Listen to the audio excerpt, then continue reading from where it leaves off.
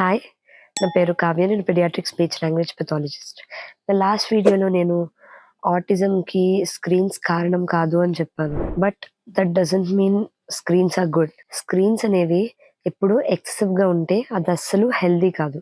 Screens ఎలా వాడాలో అలా వాడాలి. 0-2 ఇయర్స్ వీడియో కాల్స్‌కి తప్పించి అసలు ఫోన్‌కి పిల్లల్ని ఎక్స్‌పోజే చేయొద్దు.